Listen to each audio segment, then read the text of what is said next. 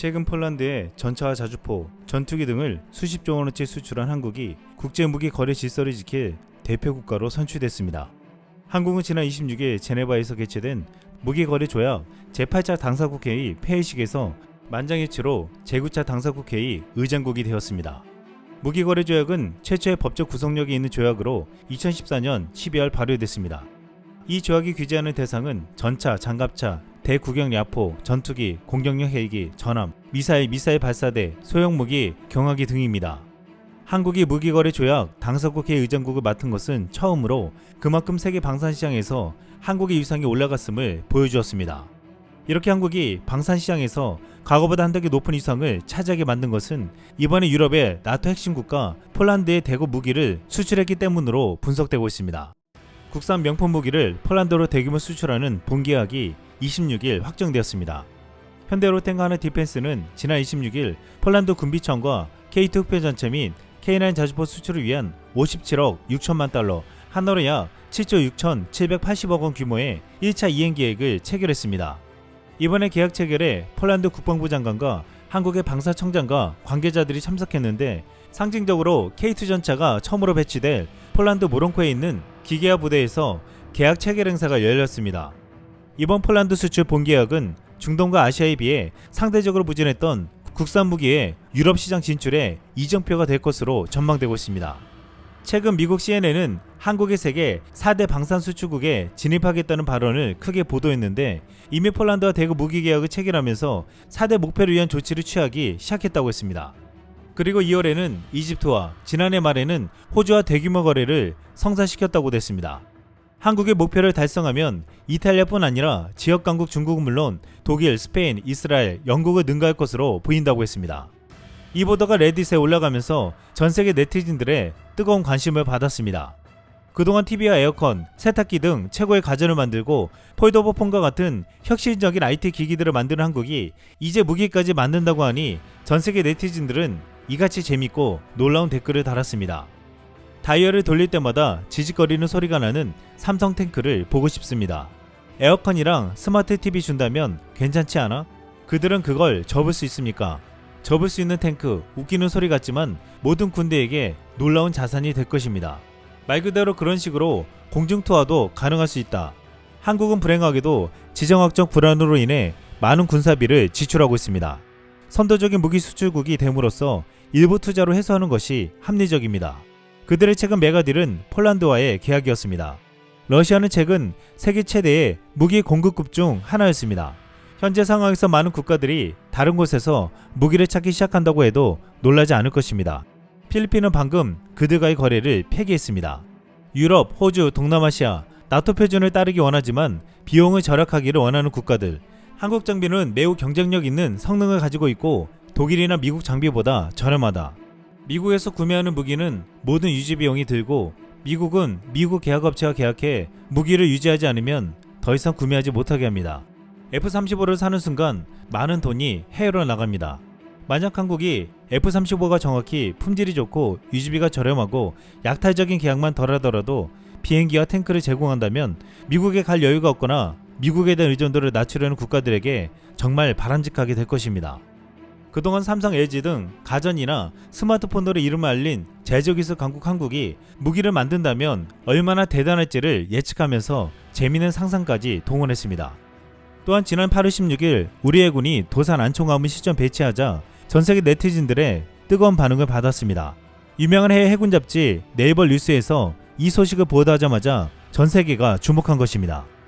도산 안총화함은 3000톤급 국산 잠수함으로 수직 발사대 6기에 현무트 기반 SABM을 싣고 임무를 수행할 수 있습니다.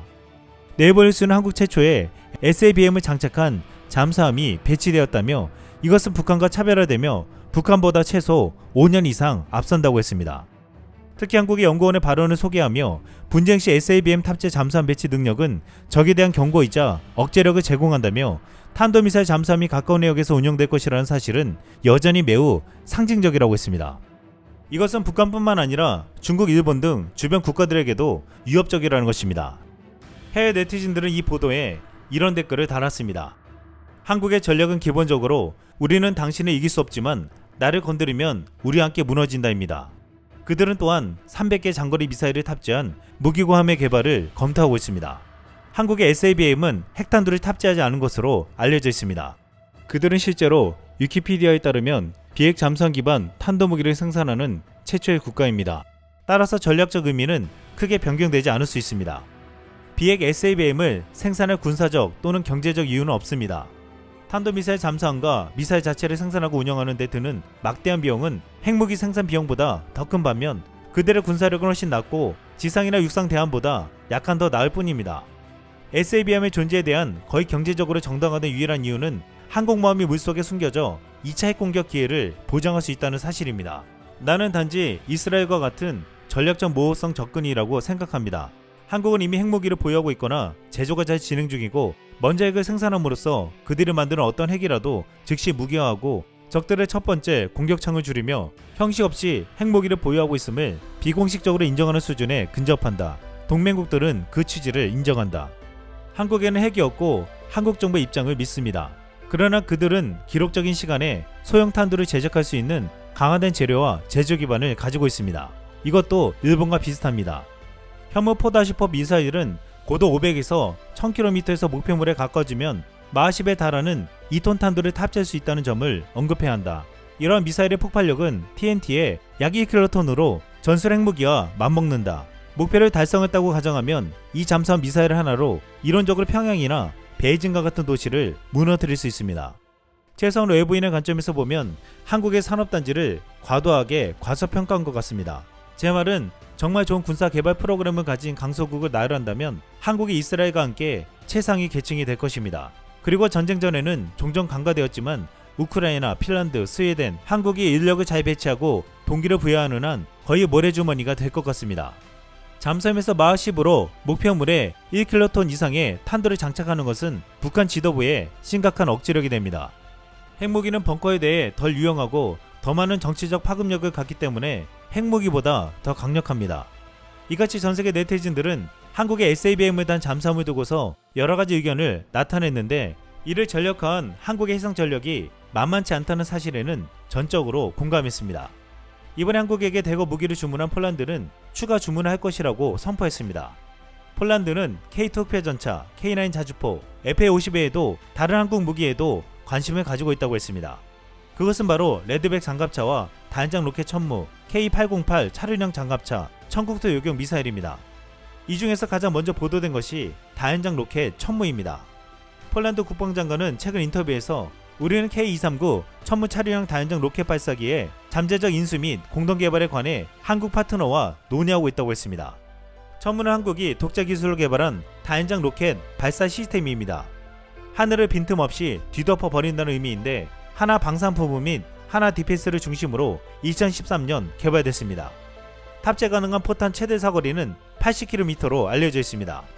원래 폴란드는 미국에 하이마스 발사대 500대를 도입하려 했는데 미국이 아직까지 말이 없자 한국산 다연장 로켓을 도입하려 한다고 보고 있습니다.